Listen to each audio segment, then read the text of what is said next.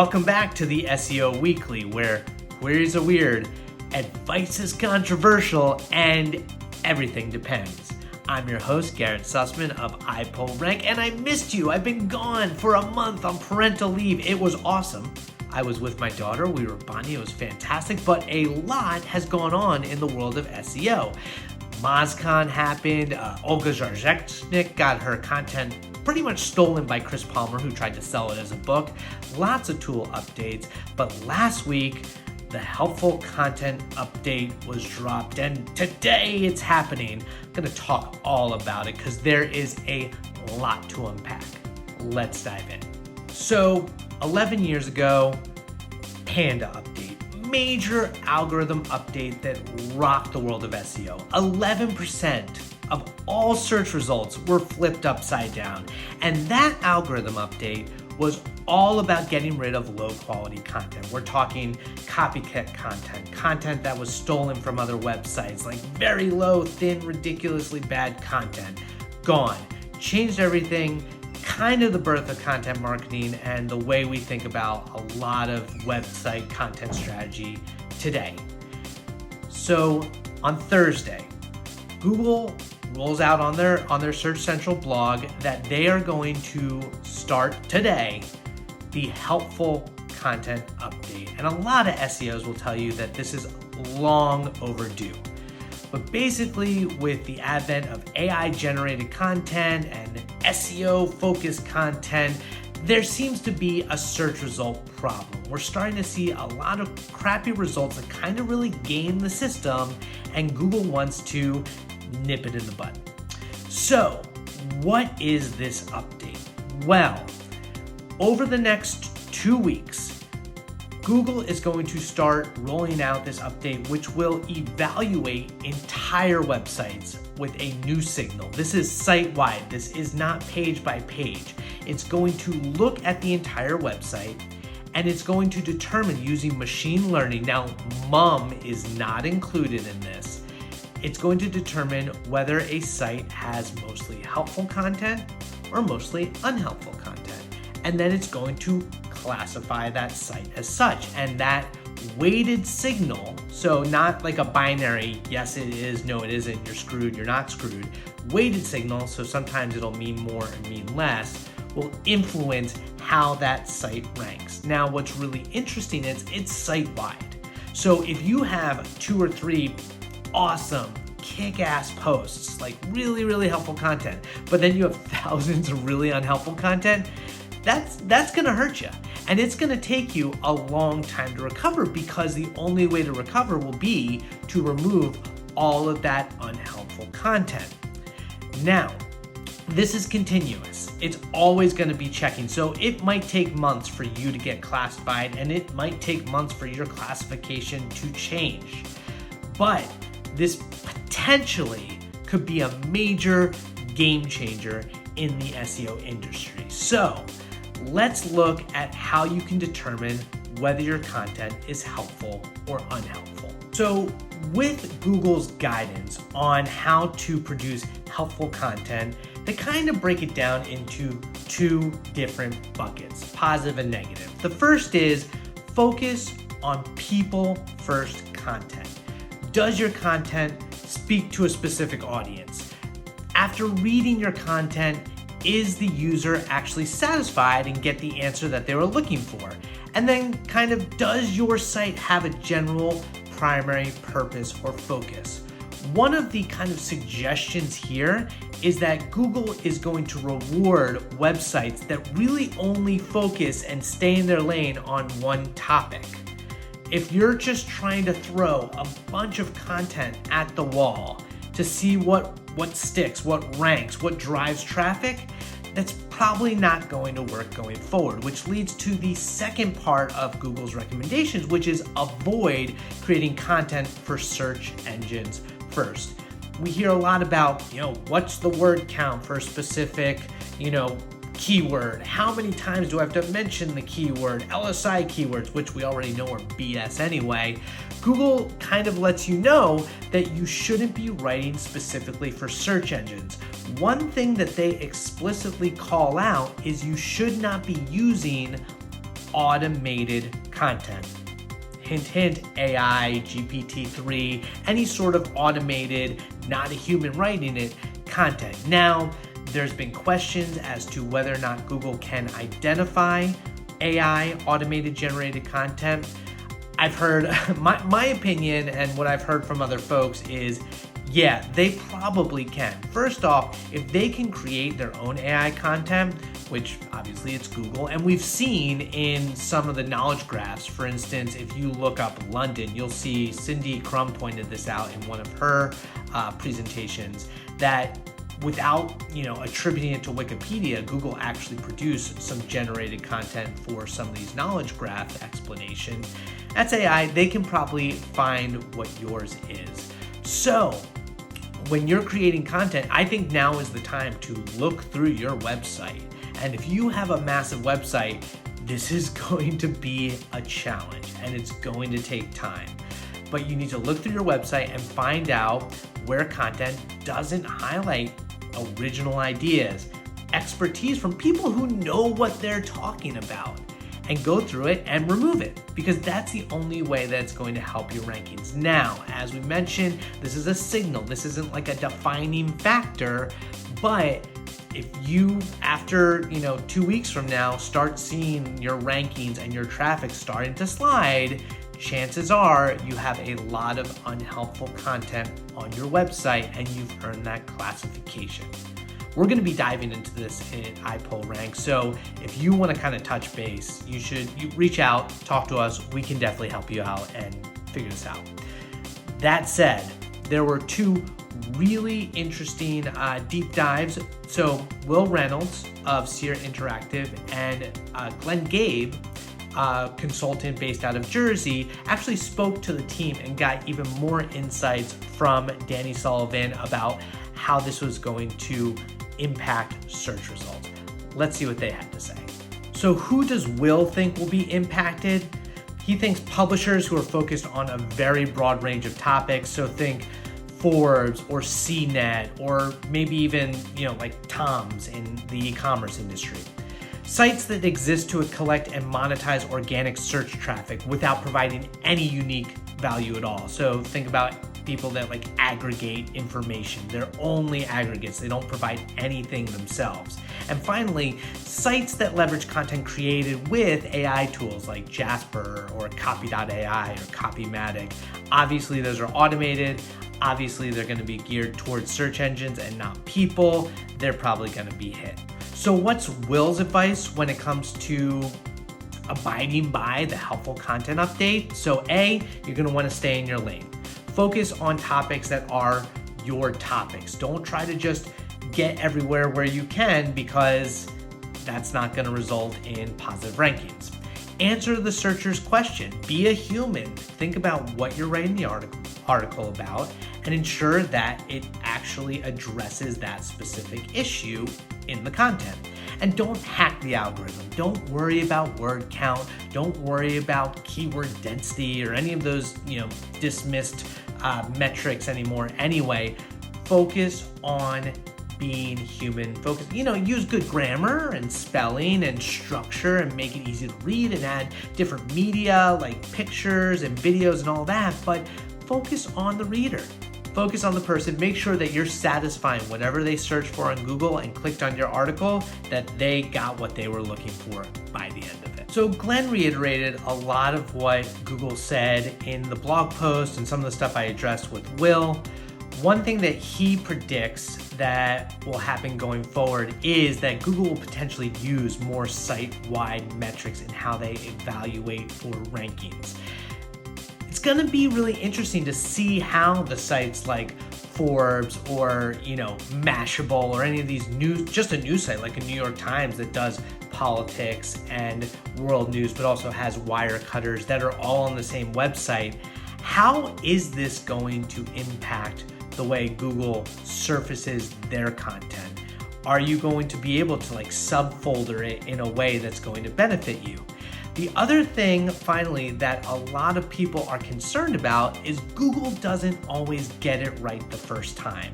So, over the next few months, in the first iteration of this, how much damage is it going to do? What's the volatility going to look like? Are we going to see the right search results appear at the top, or is it going to just jumble up everything in a lot of ways like the product review updates have been happening? Time will tell. We'll keep an eye on it. The best thing you can do is really focus on quality content going forward. Focus on having structured data on your website, proper internal linking, provide helpful, valuable answers to the queries and the keywords that you're trying to target. Don't try to SEO your content anymore. Really focus on providing original ideas, original content, and knock it out of the park. You can do this. You can do this. Get that unhelpful content out of here. Psh. Are you sick of Google yet? Because there's more news.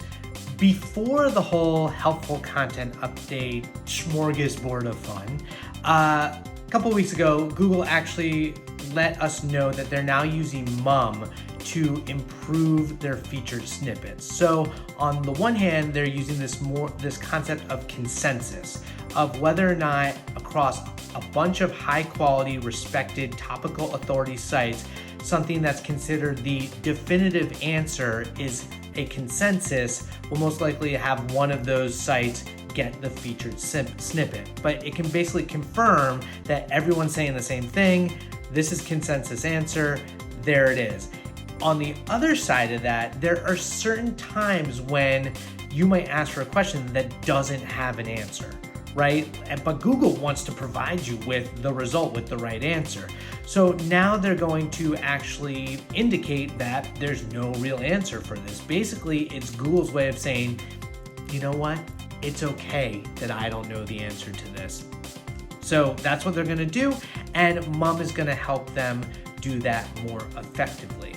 They're also adding more advisory sort of notifications for when something topical in the news happens. So with immediate news, sometimes the facts take more time to figure out what's actually happening, but on social media or from news publications, we might get like that early report of breaking news without all the facts.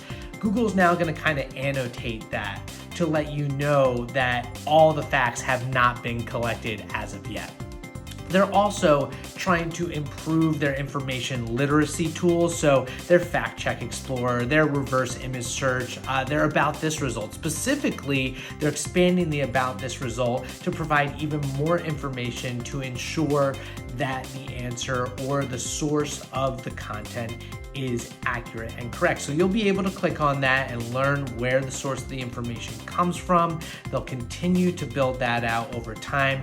Really good tools that are important because there's a study done by Oxford recently that showed that a lot of people depend on Google to validate and fact check. So they take it very seriously. Are they great at it? A lot of the times, yes. Sometimes no. They're trying to get better, and I respect that. Sick of Google yet? One more thing. So last week there was a bug, and it was a bummer of a bug. Lasted for about 24 hours on Google Search Console, but basically in the report, they were saying that there were URLs that were indexed in search that weren't actually indexed. Now that's a major problem because if you think everything's cool and copacetic and not a problem and just like available for people to find via Google search, and then it turns out they're not up there, they're disappeared, they're mysteriously in the ether, you potentially could lose some serious traffic that way. So they did fix the bug, 24 hours later, but that was a beautiful this is fine moment where SEOs and marketers were kind of looking at their site and being like, my site's not indexed. It said it was indexed and it wasn't indexed. It's kind of like the opposite of, in Monopoly when you get the card and it's like, bank error in your favor, collect $200. Yeah, this is the opposite of that. Not as cool. Did not like that. Okay. Moving on beyond Google, SEO for Google News. Barry Adams is kind of one of the definitive voices in the news SEO space. Actually, if you haven't seen the Rankable episode with Shelby Blackley and Jesse Wilms that we did a couple of weeks ago. He's mentioned there, and that was a great episode all about news SEO. But he put out an article on his site, the most common SEO issues for news publishers. Really great breakdown. He does kind of high level, and then for a lot of the issues, he actually provides deeper dives, but covers everything from like image sizes and aspect ratios, tags and topic hubs. So thinking about internal linking when it comes to your news site, top navigation and sub navigation, how to best handle pagination, EAT signals like UX versus ads, because that's a big thing with the ad model for a lot of newspapers, and then how to prioritize things. Really great article from Barry and with additional deep dives. So if you are in news SEO, it's definitely an article that you'll want to check out. So last week, Elizabeth Samuel of Search Pilot did another one of their kind of A/B tests for SEO that they shared with the community. This one was all about, does adding product descriptions above the fold improve SEO? Because a lot of times it's not just like what the content is, but where it lies on the page with the most helpful stuff at the top. So they wanted to do an actual test for this. She reached out on Twitter, or Search Pilot did, and they asked, for a poll, what do you think? Do you think putting product descriptions at the top will have a positive impact, a negative impact, or just no detectable impact, which can happen a lot with these A/B tests? Well, 71% believe that it would be a positive impact, and after doing the study, they found that was correct. There's a 14% uplift on desktop when you had the product descriptions above the fold. If you are preparing for Black Friday right now and you do not have your product descriptions above the fold on all of those product level pages, go do it. Bump them up there, push other stuff down. Obviously be ready to test and experiment and put it back if it doesn't have the positive impact for you, but now would be the time to make that update. Great study, great test by Elizabeth and the team at Search Pilot. So last week, our own Andrew McDermott put out a great deep dive post all about Black Friday SEO and the recession and what you should have started yesterday. We're about 3 months out from Black Friday, and it's very hard to predict how the potential recession is going to impact consumer shopping behavior. We're already seeing with inflation that prices are getting so high that people might be holding back, but there's also supply chain issues. Like, are people going to try and buy because there's the risk of things running out? Well, there's a lot that you can do on your website to prepare for Black Friday SEO that you should be doing now, whether it's making sure your structured data is good to go, thinking about internal linking, thinking about how you can add a ton of visuals for, tools like Google Lens that consumers will end up using, as well as, thinking about your modals and your pop-ups and not creating a bad user experience that way. Check out the full post. Really great advice from Andrew. I'm very curious to see how Black Friday plays out, especially from an SEO perspective. So if you have any sort of thoughts on that, I'd love to hear that in the comment. But great article by Andrew. Y'all know that local SEO will always hold a special place in my heart, from doing online reviews with Great Us and Gather Up. Well, Bright Local has an awesome new course that's come out. It's being run by Claire Carlisle. It's free, and it's how to optimize location pages.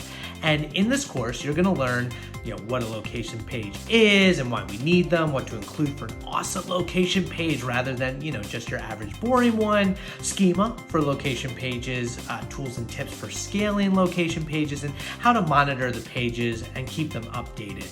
This is going to be really important because a lot of location pages are very thin on content. Going back to the helpful content update, it'll be interesting to see whether these types of pages are impacted, especially with so many having like low value content, like probably not on a local level, but more generalized in terms of the ranking. So check out Claire's course. She's just awesome. And she's in the weeds. Like, she works with a ton of people who are building their, Google business profiles, their location pages. So she's seen what's happening out there and knows what works. Have you ever had to migrate a website? You might have to migrate it from like a new domain.